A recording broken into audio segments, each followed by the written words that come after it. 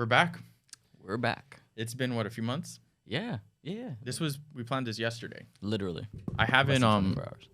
I haven't dropped an episode for Hustle Inspires Hustle in a few months. Damn. Yeah. Well, it wasn't that. That wasn't Click Up. It was the last one was, I believe, Tony Chavala. He's the CEO of Axia Spirits. I believe that was the last one, and before him, it was Chris Cunningham from ClickUp. And Chris was actually sitting in that sitting right here. in that I chair. remember. I remember. Wait, you were here that day. I was here that day. Yeah. Right. Well, a bunch of stuff has happened since then. That's why I haven't recorded the episode. That's true. So, what has been happening with you?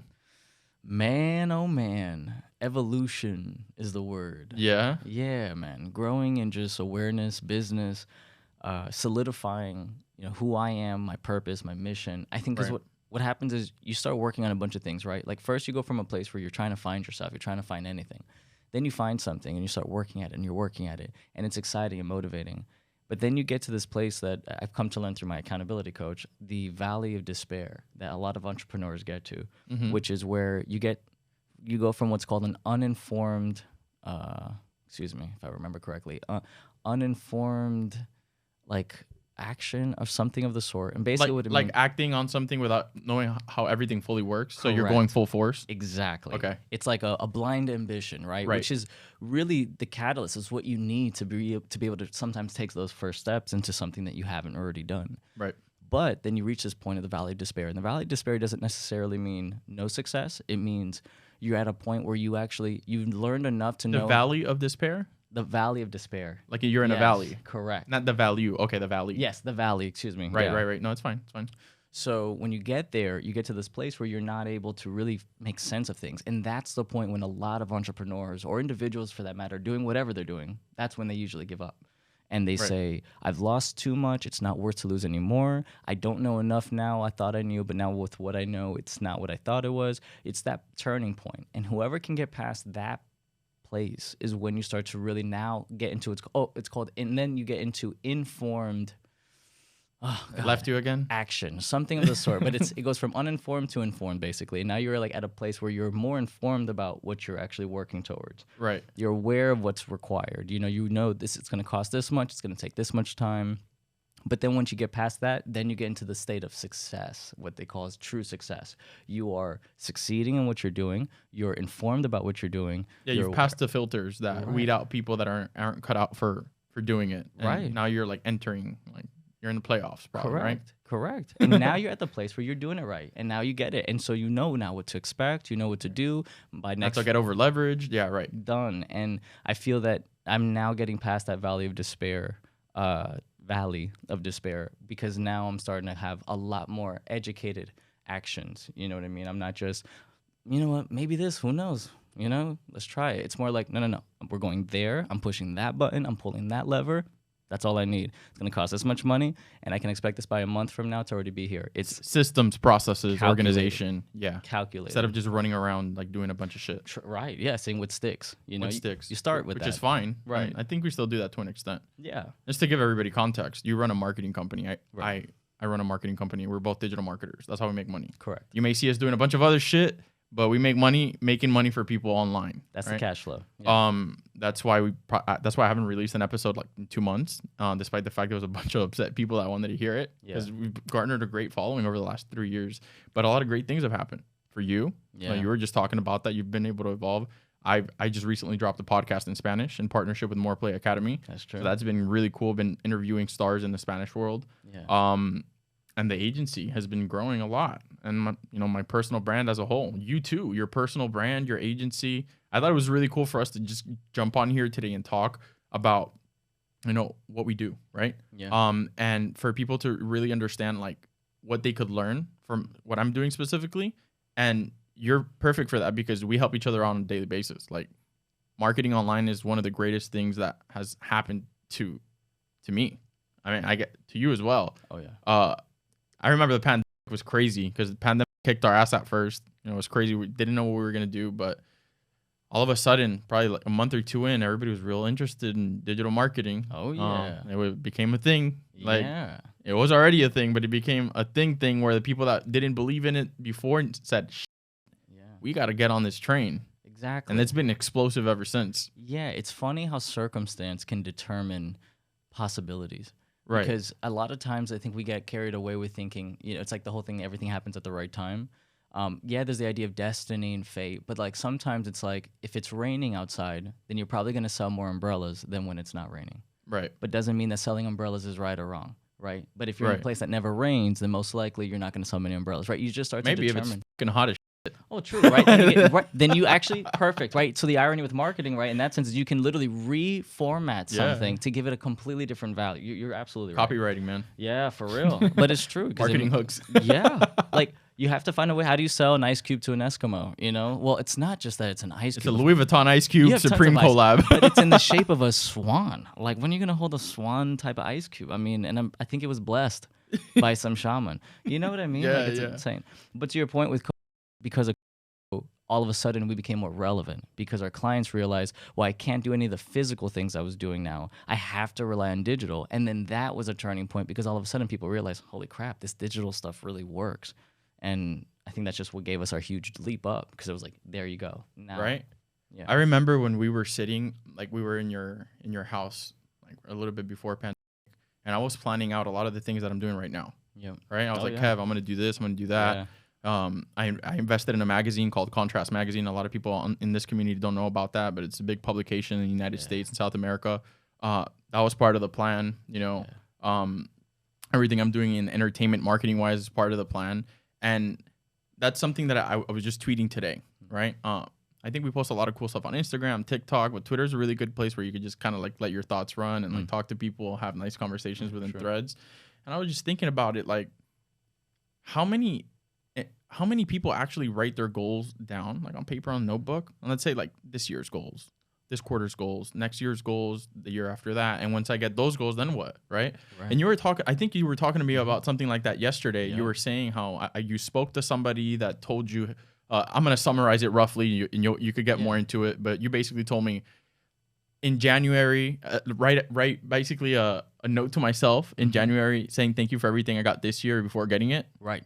So basically, it was actually the accountability coach. It was your accountability coach. 100%. Which, by the way, as a sub note, accountability coaches or someone who you can have that's or therapist or whoever the hell, somebody. Have that support. Because sometimes just having someone that you have to report to in that sense where it gives you that challenge to be like, I have to get this done because there's someone who's actually knows what's up and they're going to be like, yo, so did you get this done? It's just a great motivation.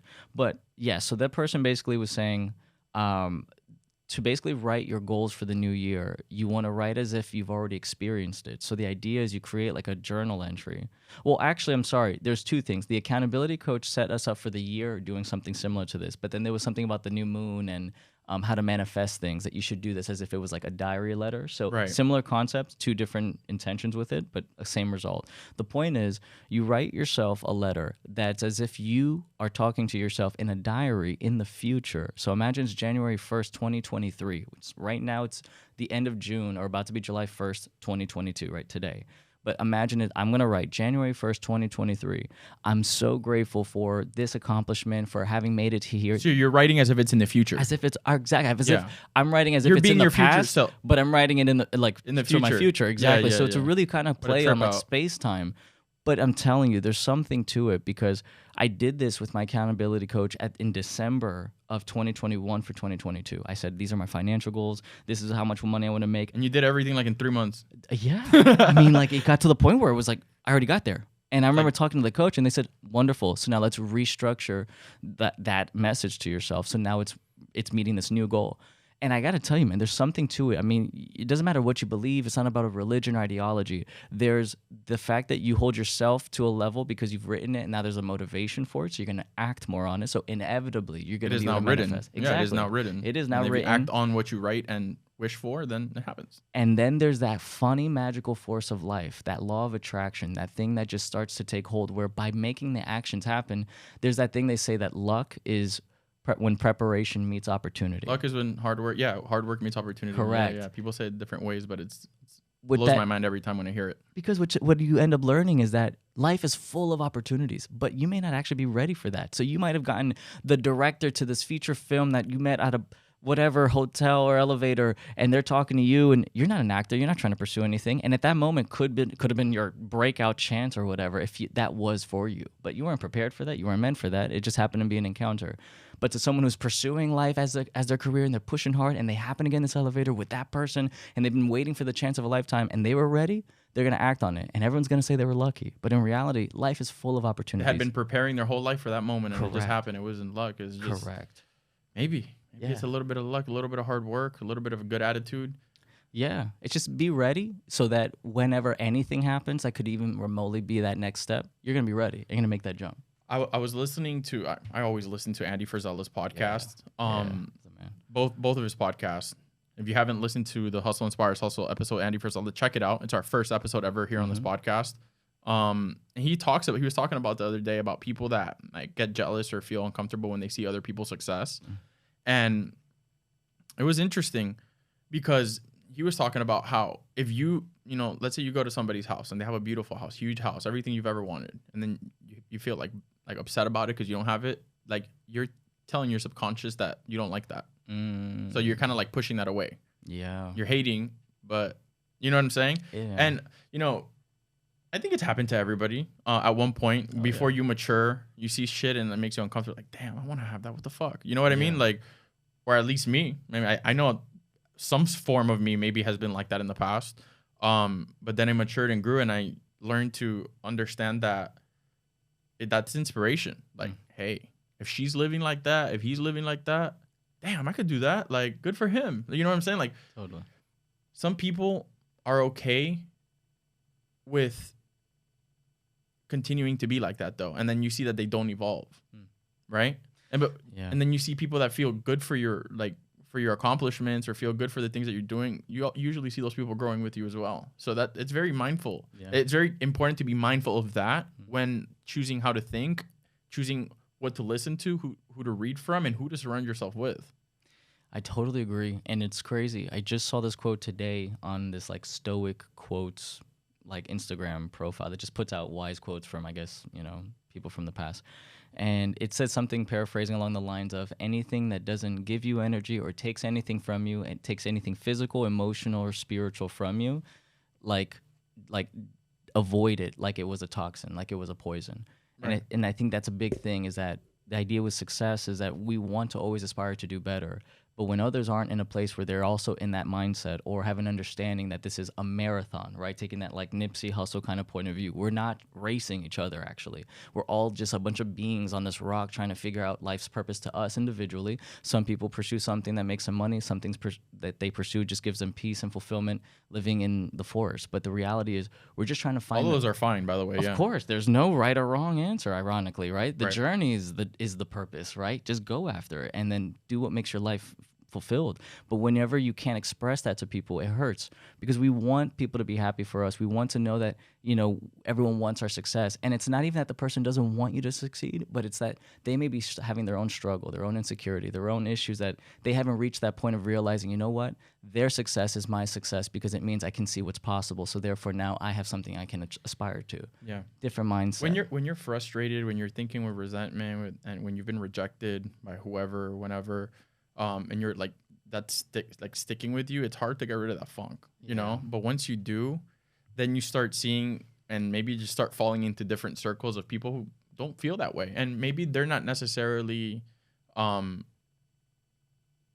people you want to be like, but they're people that think in a similar way like you do. Therefore, you have a positive environment, right? Yes. We don't think the way everybody does. You have your way of thinking, I have my way of thinking, but we're able to coexist within our echo chambers and our habitats and add to each other's ideas. And I think that's the beautiful thing about just auditing everything. I always write everything down, man. Like I write on, I'm usually writing on my notebook. Like, all right, what am I going to do this month? What am I going to do next year? What are my biggest challenges right now? Right. I'll lay them all out, or I'll do like a map, like of all my businesses. Right. I'll be like, all right, in each business, like in my marketing agency, in my magazine, all the other ones I don't want to mention right now, so they don't copy them. What are the biggest things keeping me from making money in this business? What are my biggest obstacles? Not let me add things to my plate, right? It's not let me be busy all the time. It's what is the biggest thing keeping me from making money? And sometimes that biggest thing keeping me from making money is me. Absolutely. Or most of the time. Yeah, I was going to say. So it's like, all right, what am I doing? Who am I hanging out with? How am I thinking? What am I consuming? How am I getting distracted? And you talked to me about this yesterday. I got to your house and you were like, dude, like, I just had a whole awakening. Like, I just looked at my whole life. I'm like, damn, I'm doing some crazy shit and I got to have my shit together. And I felt the same way over the last few weeks. I'm like, oh my God. Like, we were talking about notes and goals and you were talking about accountability coach. Just happened to me this past year where I had written a lot of goals down last year. And I said, man, if I have these goals, like, I'm going to be good. Like, I'm going to feel good. So then, you know, I was going through my notebooks just recently and just going through my goals and all my stuff. And I'm like, oh my God, bro, I can cross the whole list off. Like, at least like the short-term goals, right? Maybe not like medium to long-term. And then for a second, I was like, now what? You know what I'm saying? Right. Well, now what? The medium and long-term goals. But I started thinking, I'm like, all right, well, then in 2 years, the medium term. And then what the am I going to do after that? Right? Yeah. So then I started thinking about it like, this is a never-ending game. You have to, like, if you're doing business, like, you really got to think about, like, other things other than money and business. Otherwise, eventually, you'll just find yourself, like, sitting on a mountain of money probably, and you don't even know who you are. Right. And then, like, people don't even know who you are anymore. And then, like, you look around, and probably people aren't even around because you didn't even have time for them. Like, I started thinking about all that shit, like, just recently, and I was like, wait, like, there has to be a bigger purpose other than just, like, going ham all fucking day and just trying to stack up. Yeah. Right? Well, because we're driven by our desperation for when we didn't have. And, you know, that's the thing, right?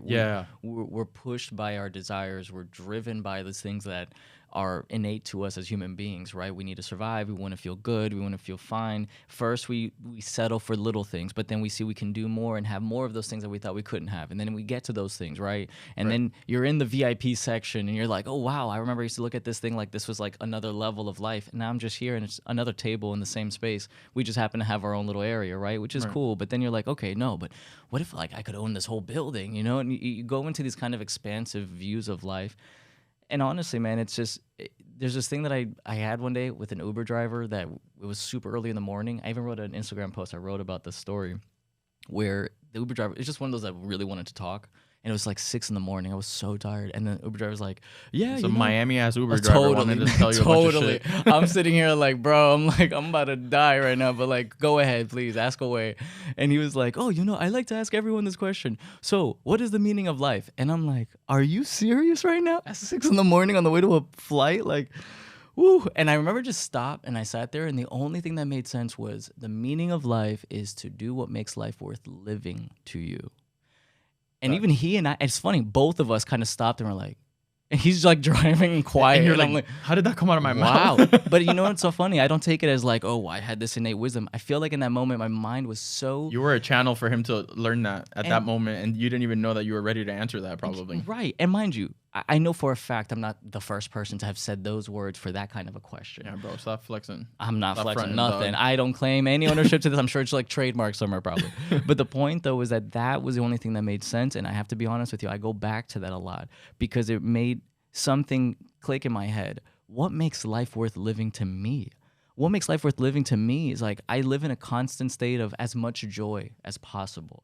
That was one side of it. And then the other side of it was understanding what are foundations that I can build around me to allow me to now maintain this level of joy. Those foundations are relationships, our friendships, our family, our people that, like you said, that you can surround yourself with that are going to allow you to keep growing that. So now my actions are motivated by that defining point. What makes life worth living to me? And it's being able to be in this state of joy as much as possible until I'm no longer physically capable of feeling it anymore. So, yeah. That's a great answer. Yeah. When I think about that, like what was the question again? Say it again. What is the meaning of life? What is the meaning of life? And then it's what makes life worth living to you. So for at least for me, what makes it worth living for me is like my parents, right? Which are amazing, by the way. Goals, like 1,000,000%. I want to be like them. 100%. They're awesome. And so, like, growing up, I saw the mission that, like, they had to go through, like, especially to even give me a good education. That shit was tough, man. Sometimes they didn't even have money to, like, put gas. Like, it was crazy, you know? Like, we were, for the most part, we were always good. You know what I'm saying? I'm not going to say that we were dying. Like you're in the streets, yeah. Yeah, we're in the streets, but there was times where it's just like I saw the struggle. You feel when things are tough. And I think that ever since then I've been in a fight or flight mode. Hence why I move at the speed that I do and do all the things that I do. And it's because I'm trying to catch up time in order to give them, I guess, some sort of comfortability that I wish they had, even though they might already have it. I may want more for them. I guess a lot of people are driven by that. I mean, that maybe that's my driver. Maybe somebody else has a different driver, right? But for me, it's just like seeing my parents and be like, damn, like they put in work for me. So like, I guess it's like my turn to go crazy and make sure that you could be good regardless of the fact of whatever you want to do. Because I think one of the most important things for people in life is to be able to have the blessing of not being worried about money or about producing specifically all the time. Because think about how much different your life would be if you didn't have to worry about bills or how much that's going to cost, or if I stop working, for how long could I survive, or, what about medical? What about this? Like, people's lives would be completely different if they weren't always stressing about, like, I got to have enough bread to do this, or to try and be somebody that maybe that I'm not, to try to look cool like the people on social media. Yeah. If you could live free from that trap, that's fantastic. And I believe that, like, if you have the capability of working hard, like being like a leader within not only your business, but your family, eventually those who have put in work for you, and when it comes their time to maybe relax a little bit and be able to do different things, to be able to do those things, like that's a really big driver for me. Like it's humongous. And I don't think I noticed it. I think I didn't notice it until I started really asking myself questions. So there's this book called it talks about thinking time. I can't. It's called The Road Less Stupid.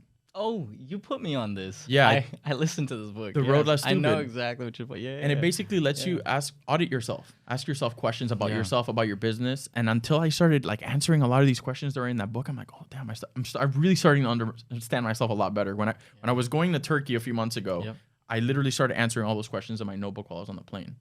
And I was like, all right, I'm going to use this time on this trip to reflect, to understand myself, so when I get back, I could be a way better person. But I don't think you reach those things unless you actually want to grow. And a lot of people are stuck. And that's why I have this podcast, and that's why I put out a lot of the content that I put out, because it's like, hey, guys, we could all do this shit. We all have access to the internet. Yeah. If you're listening to this right now, you have the same tools that probably Kevin and I had before we started our agency. Yeah, I mean, it's the same tools, period. I mean, we might not have the same computer, but we're doing this. We're accessing websites that you can access on any computer. Right. We're doing tools and learning things that were completely available to everyone online. We didn't have to go to a specific institution that taught us secrets that now we get to use.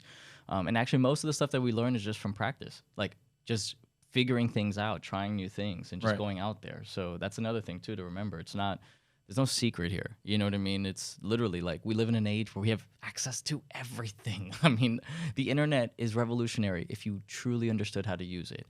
And I think that's the issue here, right? They should have a class in school that teaches you how to actually look for things online, how to ask questions, which is dangerous. Yeah, because you could have all access to all the info in the world, but if you don't know how to ask the question or look for it, then you're stuck. Yeah, and I think that's where a lot of people get stopped at. Don't know what you don't know. You don't know what you don't know, and you might think, well, there's this idea of something I want to do, but there's so many things in between that I don't even have a clue where to start.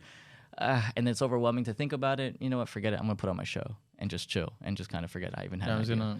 But it's like binge watch Squid Games. And listen, I binge watch a bunch of shit. Watch the hell out of Squid Games, right? So it's not even about like you can't enjoy these things, but it's just about if you constantly avoid your destiny and turn to comforts to just ease you in the moment where you had to stop maybe, and then maybe you got shot down. Maybe someone else killed your dream, a parent or someone's like, you know what, stop thinking about this. You need to be realistic. Or your girlfriend or some shit like that, yeah. Or your aunt. Right, anybody cousin. Who has any influence on you for that matter. And the truth is like you have to be your first supporter. So, like, you have to remember that you have to believe in the idea yourself first to realize that it's even possible. And if you want to know if something's even worth pursuing, look for all the places in which it's already happened. Understand how all of those circumstances happen. Do some research, right? Who are the winners? Who are the failures? Right. Why did they fail? Who failed and why did they fail? Correct. Yeah. If all the winners happen to win only because they all were part of a single club and that club gave them exclusive access to whatever, okay, then maybe there's going to be it's not going to be the path that you thought it would be because it clearly set up. But if you see that most of these people are all completely different backgrounds with all different upbringings, this guy started in his car sleeping and then showed up to all the auditions. This person built it out of the garage. Then it's like, wake up, man. It's like, oh, you have the ability to do it, but you have to take those steps. And then inevitably, by taking those actions constantly, you're going to get somewhere close to where it is that you're trying to get to. Right. So you know what the other another thing is that people it's honestly a huge misconception that I lived with for a long time, and it's that you have to be busy all day to be successful. Yes. Right? Like you said what time you ended yesterday. Like you set the time to I'm done right? with my day. I showed you my notebook. I'm like, hey, I wrote for myself that I need to finish around 5 every day because I'm going to 10, 11 p.m. and I'm not having a life. I literally turn my phone off, go to sleep, wake up, grab the phone again, and it's 17 employees texting me, my publicist asking this, the copywriter asking that, personal stuff, it's crazy. So I was like, okay, I need to be more organized. Like Jeremy, we talk about Jeremy Haynes a lot on this podcast. He teaches me that, hey, have a cutoff time, man. That I think he cuts off 5 or 6 p.m. Yeah. And then at that time, maybe you could use it to read, because it's all about how efficient you are. So if you challenge yourself, if you treat yourself, if you treat your whole work day or your whole, I guess, career like a game, like a challenge, but you take it seriously, right? All right, so you wake up and you're like, all right, today, these are the tasks I need to do. Some of these suck, and I really don't want to do them. I'm going to do those first. Yes. I'm going to get those shits out of the way. Yeah. And you know what? This task takes me an hour to do. How about let's get real crazy? I'm going to try and knock it out in 30 minutes. Challenging yourself. Little games like that. Yeah. So before you know it, you knocked it out in 30 minutes, and now you're pumped. You're like, oh, shit. Yeah. I could do that. Hold up. Shout out to Carlos from Miami Visuals who just called. By the way. Yeah, by the way. Shout out Carlos. We'll call you back, man. What was I saying? Challenging yourself. Exactly, little challenges like that. And then before you know it, you realize that a lot of the reasons you weren't doing things is because you were being lazy or you thought you couldn't do it fast enough. And before you know it, maybe those 5-6 tasks that you thought would take you all day, maybe you did them in 2-3 hours. Right. And now maybe you get to chill, or maybe now you get to go for a walk down the street, or maybe now you go listen to a podcast so you could learn a little bit, watch TV, read a book, not being on it all day long, because if you're burning your brain out, you don't have time to recover and think, and it happens to me, it happens to everyone, but you have to catch yourself, you have to catch yourself in the hamster wheel. Yeah. Right? Yeah. Audit yourself. Don't always think that you're doing a good job. I recently got really complacent with a lot of the things that I was doing, and I tried to get a little bit comfortable, and then I was like, wait. Hold on a second. Life is not always going to be the way it is right now. So you always want to brace for impact. You always want to prepare for this, want to prepare for that. Not thinking negatively, but also knowing, hey, if we're in times of abundance, for example, let's say right now, instead of going crazy, how can I make sure that when there is an abundance that I still could continue to live this way maybe, right? Oh, yeah. What do I need to do to set in place for that? Well, maybe you're making money. Well, once you make money, then what do you do with it? Do I invest it? Do I spend it? Do I buy clothes? How can I make that money make more money? Especially in today's time. I know you've gone, I know you either buy food or you get food through delivery apps. You know how much money shit's costing. Oh, yeah. What's up with your money? What are you doing with your money? Right. This is a time for not only Americans, but I think people around the world, young people, to be all right, let me take charge of my shit. Let me not wait around for shit to happen. Let me not, be scrolling on Instagram, Facebook all day. What's up? Let me be about my money. Because regardless, there's going to be people that have success in any type of economy and any type of state that the world is in, right? But it's all about who is more prepared. And like you're saying, we have access to the internet. Let's learn a little bit about things that we know are important so we could look out for ourselves and the people that are important to us. Why are not enough people knowing this? What do you think the problem is? It's definitely communication, exchange. When you surround yourself with people who are all trying to elevate themselves, you're going to inevitably be exposed to better things to better your life. So our friendship, for example, and our group, I can easily attribute half of the success that I have now in my life to that alone, because I'm wearing this Whoop band instead of an Apple Watch because of our friendship, right? Because you were exposed to that, which then exposed me to that. We saw the value and it made complete sense. I wasn't really, maybe I'd stumble on it and read about it, or I would have learned Joe Rogan wears it, so maybe it would have sparked curiosity or something. But to see it now in action around me, it changes your perspective on anything. And I think that's so important. Get at least one friend that's going to know that you're both on a mission to elevate, whichever directions, but you're both about elevating. Yeah, you don't have to be doing the same thing. Exactly. Yeah. If anything, it's better that you're on two different paths of elevation, because you're seeing two different sides of like the same picture, but it's just now giving you guys access to things and able to exchange with each other. That lack of communication and engagement between people who are all trying to better each other is the reason why we get stuck. Whenever there's a room where people can talk to each other, all of a sudden, all the lights go up, because it's like all of a sudden people are realizing, wow, I didn't know that. Your whole life journey brought you to this part where you got exposed to something that I never would have, but now I know about it and I can take that and exchange it with you as well, something that I've gained, you know, and we're growing from that. And it's like a catalyst. You just start elevating so quick because now it's like compounding on each other. You know what I mean? So I think that's a big thing. Yeah, I think I talk about it a lot here on the podcast. I think that people that think alike, or, you know, maybe move within the same circles or want to move within similar circles, maybe they're not in the same city, but they're online somewhere in some Telegram group or some Facebook group or on a Twitter thread. Yeah, it could be digital. You learn from them. Yeah. A lot of my mentors, I don't even see them. Right. You know what I'm saying? Yeah. I met them before, and like we have respect for each other, but I don't even see those people. I see them on a screen. Yeah. Well, yeah, you start with influences that you know are going to always be presenting information. I think that's, and to your point, actually, that's a good point, right? Because just finding someone and meeting people, and then both people wanting to be friends or whatever, there's a lot of elements involved in that. But the point is to surround yourself with these kinds of influencers. Start with the ones that you can actually control. So you have podcasts you listen to, you have certain people on videos, on TikTok, on YouTube, whoever, that are constantly putting out positive messages of elevation in any regard. And then, and mind you, get different perspectives. So get one that talks about finances specifically and that you resonate with, that they talk the way you like, they present information in a way that you understand it easily, you know, then get to someone who is within a field that you want to get into or whatever the case is, and diversify your influences that are all the best within each of these areas. After that is when you can engage now with friend groups or people physically that then you can also help each other out within that on the journey, you know, aspect, which comes with time. But it's good not to be selfish, right? Because like, for example, when you learn something new or I learn something new, like you'll be like, yo, Alex, check this out, bro. Do it like this, and that, and I'll do the same. It's also like, don't sit on good information. Yeah. Right? Oh yeah. Like if you expect to learn, and like you got to contribute too. You got to help the next person. Yeah. You know what I mean? Oh yeah. And I see that a lot in successful people. There's extremely successful men and women that I know that are in my network that do things for me that I'm like, wow, you're doing so great. Yeah. And here you are lending a hand and helping, and like, you don't have to do that. Right? Because you could say maybe somebody already made it, made money, got a bunch of money, big successful business. Maybe they're well, maybe they don't want to help anybody. Yeah, but then you see there's this group of people, there's people that actually want to help. There's people that are damaged because of what life has done to them, and they're figuring out their journey. But there's people that grew through that damage, are in a different place now, and are in a position to help.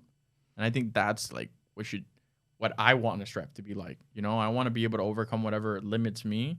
I want to be able to do extremely well, and then find more like me.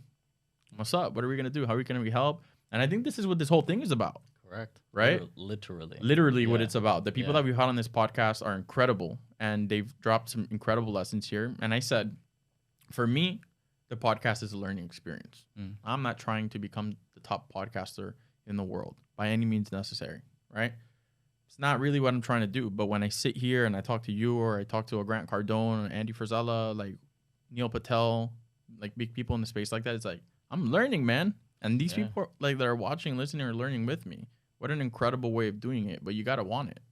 Right. But sometimes people think they want it, but they're not taking the actions to want it. So it's just their words saying, I want it, I want to do that, I want that, I want that. But what are you doing every day? Right. It's like that positive thinking. The misconception is if you keep thinking positively, then it'll happen. You know, like that law of attraction thing. Doesn't work like that. It Yeah. isn't, because you're missing the Partly, other part of the formula. Yeah, you got to think it first. So what you think can happen, but now you have to physically go out. So if you can imagine a building in front of you, that's great.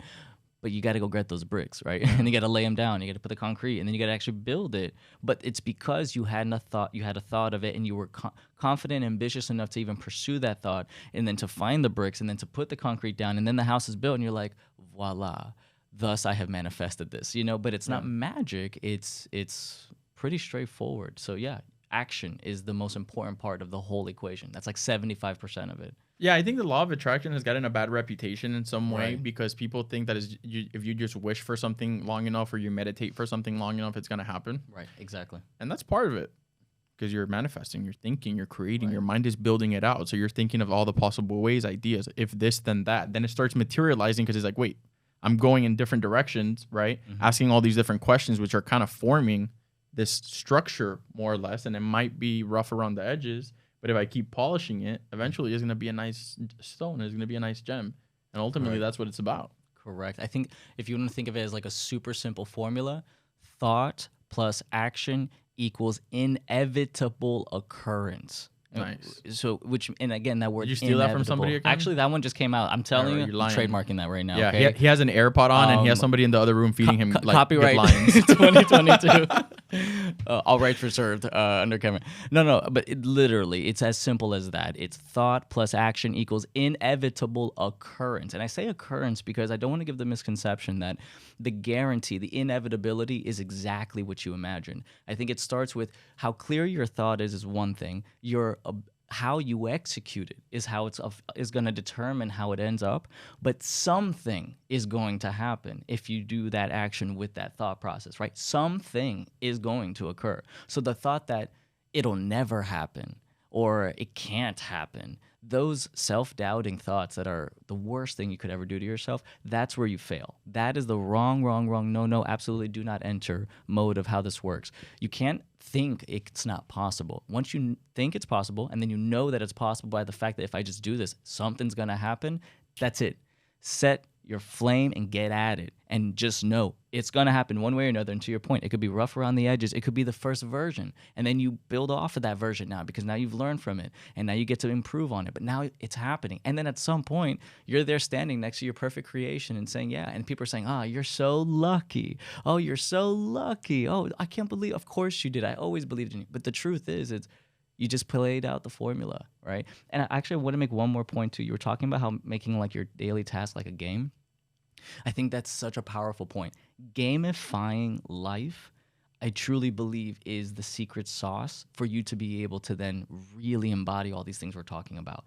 Gamify life. If you've ever played The Sims, for example. I was about to say that. I was about to go there. Ever played The Sims? Yeah. A hilarious game in the sense that, you're literally like playing God and you're controlling these beings, right? That have all these things. You're like controlling people and you can build a house. You can do all these things, right? I think the game was excellent for really representing a funny way how life might work. And this is not to go into the or whole how like, it works. Exactly. Like, life's a simulation. It's this and that. That's a whole other subject for a whole other topic of another podcast interview. I'm not even going to get into there. But, we can get into physics and all that. But so the point, though, is that if you gamify life in your head and you look at it as though, all right, if I keep doing this and I keep doing that and I make this and blah, it's going to be something that rises, like the little bar that goes up because you keep doing sit-ups. So then your sim starts to look buff, and it's like, well, yeah, it may not be as simple as just sit-ups, of course, but the idea is like exercise and you eat this and you do that. Like gamify the whole thing. Stop making it like, oh, I don't know, I'm not meant to be because maybe next year. Yeah, like no, it's a game. Just look, if you push this button, if you keep doing like this,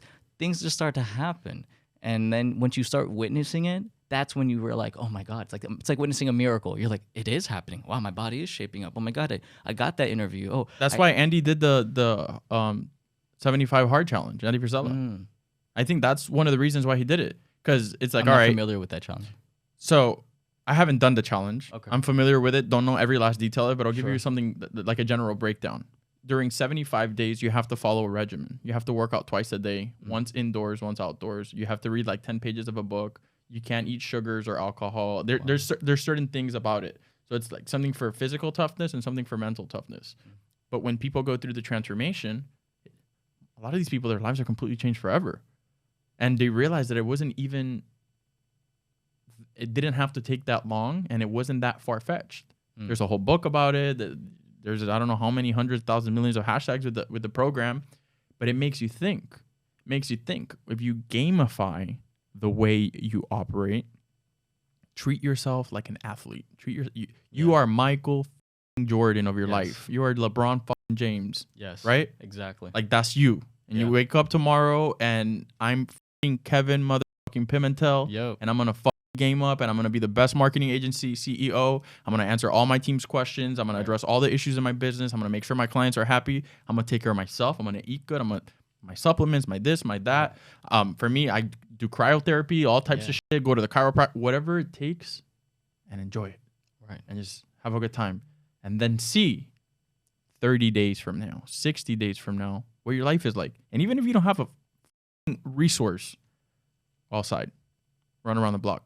Yeah. You have an iPhone? Go on YouTube. Learn some shit. Right? Yeah. Every day, learn something about a subject you're passionate about. What are the top things to know? What are the biggest misconceptions about this? Who are the top and do it and do it and do it. Even if you have a part-time job, even if you have a full-time job, even if you have 2 jobs, find the way, because it's better to do 5 minutes of something than no minutes of nothing. Absolutely. And then you compound. You read Atomic Habits. Yeah. We both read that book. Yeah. Fantastic book. Absolutely. Talks about the power of compound interest. Yep. If you improve 0.5%, 1% every single day, when you compound all of that growth over, let's say, months or weeks, you're a different human being. Absolutely. Actually, to the point of that, one thing that helped me was that I always, at first when I was trying to commit to like working out almost every day and doing all these different things, if I wasn't feeling it, or if it was just not a day, or my body wasn't given and I was just so like not motivated, if I didn't do it, I would really like, I'd be rude, I'd be mean to myself, you know, because I'm like, oh, way to go, Kev. Like, you just let this whole day pass by and you didn't do this. And it was just really like self-deprecating, because I was taking away from the fact that, first off, I'm a human being. Secondly, just doing something is better than nothing, right? Like you said, improving just a little bit every day. So if normally you go hard, you go in and you do 4 sets of this, 4 sets of that, whatever. Today you were only able to do 2 sets because whatever, you just weren't in that mindset today. You weren't in the mode. That's okay. You got the sets in. And I think that's the most important part. Do a little bit than nothing. Like, don't ever accept 0. If you can at least get 1, then you know you're in the right place, you're in the right mode and the right energy. And yeah, like you can't deteriorate your own success and get in your way. And one more thing is, as you start to make these changes to better your life and you start bringing all these positive influences, going back to that Stoic quote that I mentioned earlier, anything that takes away your energy, anything that takes away from you physically, spiritually, or emotionally, you should avoid like the plague. Now, obviously, not everyone can do that, right? If it's someone who's very personal to them, it's a family member that physically they can't just escape. Or it's a job. It's like a job, that you job depend or on. Yeah. You have to remember, though, eliminate as much toxicity as you don't possible. have to let it in to your brain. You could be around it maybe, and it's inevitable that you're around it, but you don't have to believe what you're being told or what you're seeing. Totally. Fuck and find a way that you work on ways, if I can't avoid it, how can I create a protection from it? Whether it's a mental one that you tell yourself, how you reformat this person in your head, or if it's a physical thing that you can, you know what, I can't get away in the space, but I'm literally going to put a divider here just so I don't have to physically engage with them on an open basis, whatever it takes. Or mute them on social media. Exactly. You don't have to unfollow, mute that shit, so you don't have to see any of that nonsense you don't want to listen to. Like, yes, because you can't build yourself up and then always get punched in the ribs right when you're getting back up, and then just sit there and you feel like just defeated because you're like, I'm really trying, but every time I turn, I get hit. You gotta then you're gonna find some body armor, right? Learn some jujitsu, learn how to dodge things, how to curve that shit. Exactly. Find that way because that is going to cause you to never really be able to make it to that point, because until you deal with that, that's always gonna be a hindrance to your own growth and evolution. I think that's one of the biggest things that make people completely evolve. It's when they learn how to get rid of that. Yes. Second they get rid of that, it's like the veil has like been lifted. Yes, it's the hardest part, actually. It is, because you probably are the way you are because of the people who created you or are around you. Mm-hmm. So you're trying to doesn't make them bad. No. And the last thing you ever do when you grow out of a mental state is you look down on people who are trying to make their way out. Right. Oh, that's a great Fuck point. that. That's a great because point. maybe they don't know. Yeah. And maybe somebody hasn't told them. Right. And maybe they're very capable of doing it and maybe very fast. Yeah. And faster than you. So you can't fuck with that. A lot of people, oh, fuck my family or fuck this. Wait. If you're blessed enough to have been woken up in certain aspects of life, right, help some people wake up. Yes. Right? Yes. And on that point, it's not your responsibility to save people.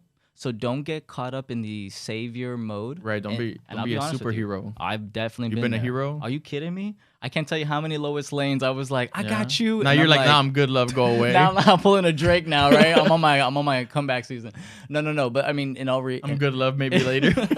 What was it that he said in the last song? Oh yeah. That was great. So shout out to Drizzy, by the way, like just killing it. But the point though is that you just to remember that it goes back to the idea that we're all one. And I don't want to get too philosophical and everything, but the idea here is... Here you go, man. I'm just saying, you already know, Kevin. That door, this Kevin. is what it is, right? I mean, we're having this conversation, but everyone truly is this piece of yourself. This You're kind about of to pull out your Navajo sweater. And the spirits say... No. But in all realness, imagine that everyone is you. And the moment you do that, a version of you who made a version of you. A version of you in their shoes. And I'm telling you, it changes everything because now you're like, holy crap. Okay, so I am very hurt right now. I am very sad right now. I'm very confused right now. The whole forgive them for they know not what they do, right? It's an old proverb, right? It's written in the Bible, but also in many other places. The bottom line is, remember, everyone's on their journey. Everyone's trying to figure it out. When they do figure it out, at some point in life, if they do, I guess to that point, they will see you for what it is. They will enter that supportive mode. They will finally be like, "Oh wow, I'm so happy for you." I was slipping. Exactly. Well, you know they become aware. You know what's a great example of that? Nicky Jam and Daddy Yankee. Oh, that's right. Yeah, go ahead. I remember. Right. Yeah. So. Daddy Yankee is one of the most successful, if not the most successful reggaeton artists of all time, most known, literally, right? Absolutely. He started at the same time, more or less, as Nicky Jam. Maybe seen Nicky Jam series on Netflix. We actually had the director of that series on the podcast, Jesse Terrero. But Nicky Jam for a while was wilding out. He was, he was an alcoholic. He was on drugs. There was a lot of things in his life that were messed up, and he was working on himself, right? Daddy was being daddy and growing his career. Yeah. Nicky's career was going down. Nicky found himself. Nicky became the person that he envisioned for himself, right? And now he's able to bring something to the table. And now he's able to push with Daddy Yankee. And they're able to, push whatever they love or whatever they're passionate about. Now he could bring something to the table. Right. So it's okay to be maybe lost for a little bit, lose your way a little bit. Maybe you got to figure your shit out. Maybe you got to bump into shit, fall down, get slapped around, get punched in the mouth. Right. And then come back and be like, you know what? I was being a total douchebag. Yes. I was being an asshole. Yes. Literally, I've watched a ton of interviews where Nicky Jam was like, yeah, I was crazy as hell. I was giving this guy a ton of problems, and he was trying to help me out, and it just wasn't it. And we had to do our thing. But now I got my shit together, and now we could be rock stars together. Exactly. It could happen. You can never underestimate people. No. And I think it's happened to all of us. We're like, oh, shit.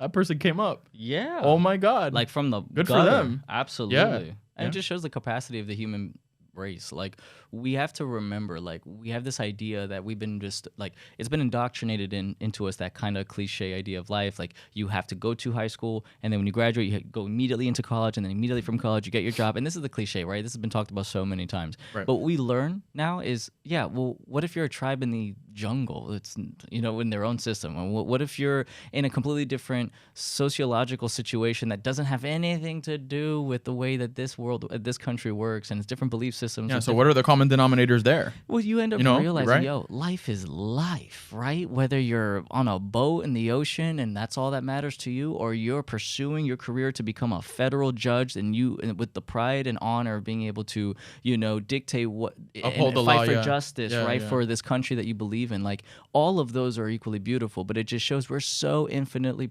capable. And at any point you fall, you get right back up, you build it. You're 20 years old, you're 40 years old, you're 70 years old. I think KFC, the guy who had KFC, like 60 or 70. Yeah, when he finally got KFC going on, right? Yeah. Amazon, for Pete's sake, Jeff Bezos. The man was doing all this stuff, I think, into his late 40s or something like that. Yeah. He actually got this thing really getting to the level. I mean, he might have been like an executive before. He was professionally, you could say, successful.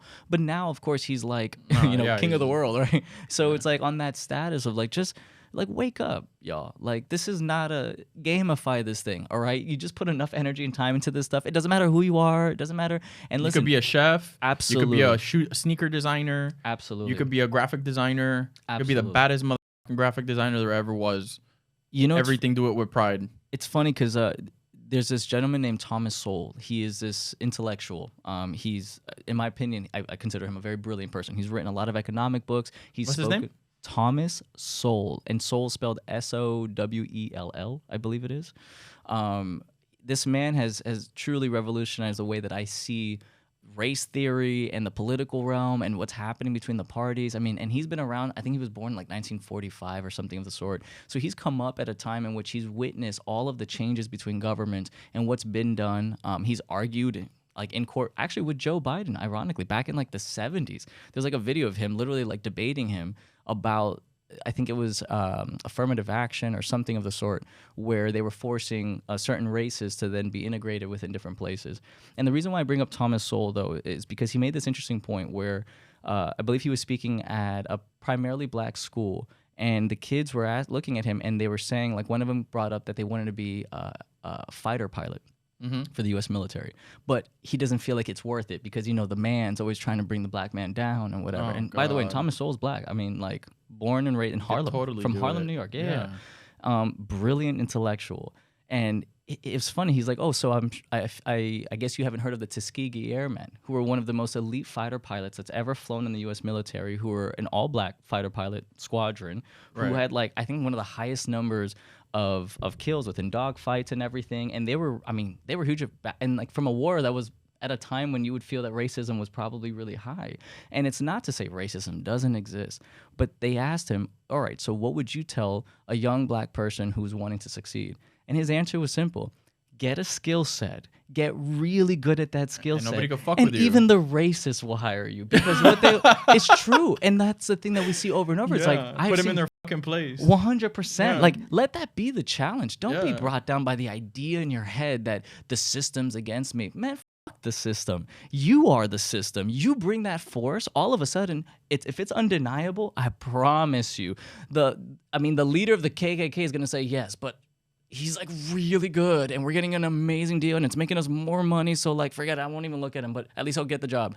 Like, and I don't mean to say that extreme of a thing. But it could very well be that in many cases in this country and around the world. That's what we're trying to say. Yeah. And it's not to say that it's never happened that someone's going to deny someone an opportunity for anything that has to do with their gotta get so good, it's undeniable, man. But that's what it is. Yeah. Get good at what you want to get good at, and I promise you, you will see how much life is going to just now come at you. And if it's not from this opportunity because this person's too hurt in their head, too confused, or too ignorant to understand or value you, then that's a different situation. That's not a place you need to be putting your energy and your skill set for any matter, regardless of the circumstance. Get good at what you're trying to do. That's it. And keep pushing. And you're going to create that success within it. And you're going to feel good too, because even if maybe people don't give you the props, because there's a lot of people that are f***ing great. Designers, singers, rappers, actors, whatever. Incredible, and nobody recognizes them. Right. So the other thing is, if you know you're good because what you do provides a living for you, right, and because you do a good job and because you feel good, that's fine too. Yeah. You don't have to wait for some asshole's validation just maybe because he's a racist prick. Right. You know what I'm saying? Right. Like, whatever. Like, that's one of those people that we were just talking about. That's a version of you who's not evolved. Exactly. If he's really trying you because you're black or because you're Asian or what, like, Exactly. like, damn, dude, really? Like, Yeah. we've come this far and you're still on that shit? Like, so forgive them. Forgive for they them. know not what they do. Exactly. They really don't. And if anything, Lack of education, honestly. you know what? You just say, yo, I'm sorry. Like, I feel bad for you because now I see, like, you are your own worst enemy. They're trapped in they're prisoner in their own mind. And they have to deal with that. That's their life lesson they need to get through. And when they discover that, when they get past that, it's going to be an amazingly beautiful time in their life. Yeah. Until that day, it's not your responsibility to deal with it. Move on. Or get mad about it or give them the Next. power to get upset. Nah. Next, just say, yo, blessings. You know, Right. kiss them on the forehead and kiss their I mean, ass goodbye. it's happened to me. I've gotten looked at weird as hell many places, Yeah. or treated a certain way because of where I come from. I know. Yeah. To an extent. I know some people deal with it in really bad ways, but I just do it. I'm like, I got taken back by it. I'm like, oh shit, this shit, it does exist. Like, yeah, it's out there. Oh man. I Like, think I was like 17 in high school, and my first job was car detailing, and I was like there to greet the person to get out of the car, and the guy had a truck. I'll never forget this day. It's funny how it stayed in my mind. This guy drives a pickup truck. I guess he does like, he's a contractor or something, and he had a piece of tile for like flooring tile, and he was like, I don't know, he was excited about it. He was showing it to some people around us, and he looked at me. And he saw me, and I mean, I'm tan, I'm mixed with Latin, with Middle Eastern, so God knows what I am, right? But I'm not like just your generic white American. So, and this is in Georgia, so I guess you couldn't even blame him. But like, he looked at me, he's like, "Do you speak English?" And I never forgot that. And I know he wasn't trying to be intentionally racist. He didn't use a slur against me or anything. Like, but it was just the fact that like that was your first go-to. That you immediately were looking at me, were like, before I even acknowledge that this person's gonna understand what I'm saying, do you even speak English? And I remember that moment, do you even? Right. Yeah. I mean, like my young, immature self was like, the hell you just say to me? Like, the hell you talking about, boy? Yeah, exactly. I was born in Boston, Massachusetts. I'm more American than you, right? So my brain starts going off. But then, obviously, over time, you remember, and I realized, like, first off, I bet that man was probably the nicest man in the world. Probably. He probably has a foundation for helping Latinos, and like, for all I know, he was just trying to be respectful of the fact that most likely, as is the case in a lot of places in Georgia, people who happen to look like me tended to be, Hispanics that maybe didn't speak English, right? Like, there's so many ways we can go about it. And about physical things, I remember when I used to work in Pizza Hut. I used to be the manager at a Pizza Hut here in Florida. And one day, like, I was at the front. This guy walks in with his girlfriend. The guy's like giggling, looking my way, and like giggling. I'm like, what's up with this guy? Whatever. Like, ringing up their order, and as I'm ringing up their order, he's like he's laughing with his girlfriend because I'm not tall. Oh man. And I'm like, dude, you dead ass grown ass motherfucker right now doing this. Like, what the hell is that? Yeah. You know what I'm saying? Like, yeah, that's just not cool. Nah. And a lot of people do that on social media, like fat shaming people or just like trying the hell out of them. Like, that's another thing to be careful with. Like, you gotta be careful when you're in company, when you're with people. Don't be talking shit about other people, man. Yeah. Don't be part of conversations that are to make fun of people or to do wrong by people. Or I don't with that. I don't know how you feel about that, but that shit doesn't fly with me. If I'm with you or I'm in a group and I'm seeing somebody's getting trying, be like, hey, I got nothing to do with that, man. I don't want to be part of that conversation. Like, I'm not gonna be that person.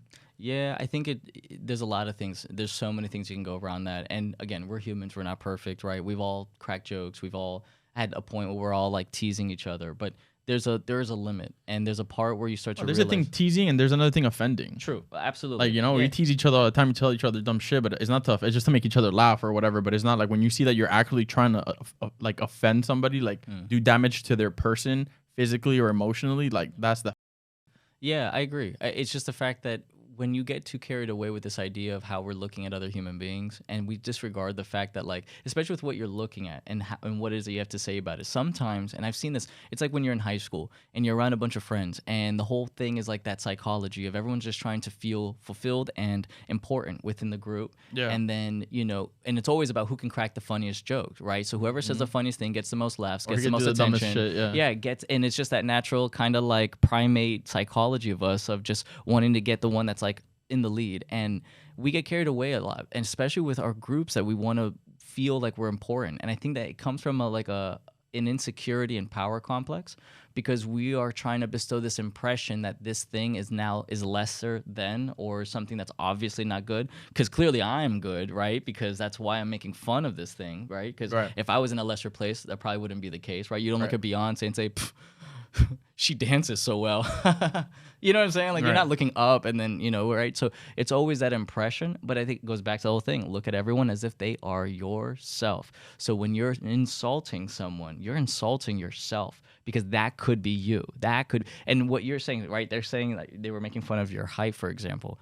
For all you know, right? They got so much other garbage about their life that just, unfortunately, they need to find something else that they can then bestow that hate towards, so that they're not putting it on and realizing of their own faults. Because anyone who knows their own faults and knows it has had to do that self-reflection and being like, yo, I'm really not perfect. I have things I need to work on.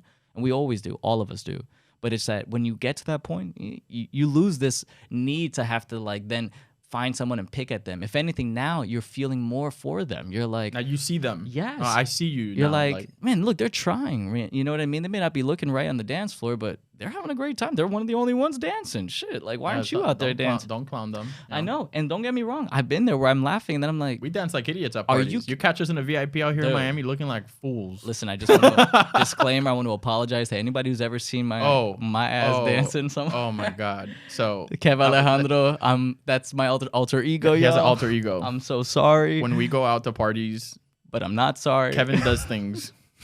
Listen, he does it at parties, at mansions, at ranches in other countries. So I know for a fact I've been that guy. For a fact that someone's looked at and been like, "Look at this fool. Look at this clown." But I will say I get a lot more smiles than a hatred, and I will say that owning yourself and being confident in what you do. So now on the flip side of that, to be that other person, especially if you're someone that you feel that you are ridiculed a lot or insulted or made fun of, I'd say as a word of support and encouragement, remember that you have the same power that we've been speaking of on this whole podcast interview this entire time. So wherever those people are and what they feel, let them think what they think. I remember people who were made fun of in high school that now are the finest, like looking good, like killing it, like succeeding, because you could tell at some point they made a decision and said, you know what, snack now. I don't care what it is, that I'm going to be this now. And when they became that, you could already tell. Your cousin even mentioned that, Camilla. Yeah. I mean, from her come up, right? Because like she's already in the limelight now, and considering stuff from high school and shouts to La Mami de Miami, baby. Yes, bye. By the way, just came out, available on all streaming platforms. Dropped a single, yeah, she did. It's hard. She did. Sounds good too. But that's my point, though, right? Look at her, right? So she's now a major influencer within Miami. She has such incredible opportunities. But when she was a girl in school, she was just some chick in school. You get what I'm saying? And anyone could have had any opinion of her. But the idea is just that, like, focus on yourself, kings and queens. You feel me? Like, build your empire, build your castle. And then after it's built, they're going to say you were lucky and that they always thought you could do it. And you know what? Accept and that they're your friend. Exactly. Accept the compliments. Don't get mad and don't blast it off. Be like, no, you never did. Just say, you know what? Thank you. I appreciate that because I felt the same thing about myself. And don't feel elevated when you get a compliment. Nah. Just it's an assurance that you did a good job. Exactly. Appreciate it, but that's it. Exactly. Don't let a compliment bring you up, and don't let a bad moment bring you down. You just stay level-headed. Absolutely. Right? Actually, there was the interview with a bunch of actors. I remember it was like Tom Hanks and I don't even remember all the actors involved, but I remember Tom Hanks and I think was it Robert De Niro. It was a few like bangers of actors that were sitting together in like the round table interview kind of thing. Right. And I forgot which one of them said it, but they were saying the one thing to remember. I think it was Robert De Niro. I think that was when I was saying this. I am so sorry if it was wrong, but they said something along the lines of like the one thing they needed to that they learned later in life was to never get too excited like for when something would happen, and to similar to what you're saying, like don't get knocked down and like don't get too hyped, but like to stay in that even place, stay still, be still. Mm-hmm. You win that success, you got that award, be still. You had that fall, it didn't go through, be still. Stay focused, king. Stay straight up, kings and queens here. Like keep that foundation strong, knowing like a castle or a fort that's at the coast that endures a hurricane is still as a rock and still stands in that majesty. Mm-hmm. And in that sun and daylight, it's still as a rock and it stands in that majesty. It doesn't need to do anything, and yet it has the biggest impact on everyone who comes by and says, damn, look at that thing, that structure. It's so solid. It's a place of security. It's a place of protection because you know... Impenetrable. Yeah. And that's the beauty of it, that during the day, it stands firm. And during the rough times, you're going to wish you were in that thing because it's the only thing you know that you can depend on, that you know, if there's anything here, those shacks, they're gone. This thing isn't moving. So I'm going to stick and I'm going to ride with this. So build your fort, and that's it. Like, be still. All right, y'all, you heard it. This is Alex Quin, Kevin Pimentel, Hustle Inspires Hustle podcast. Yeah. We are back. Build your fort. Catch you on the next one. Peace.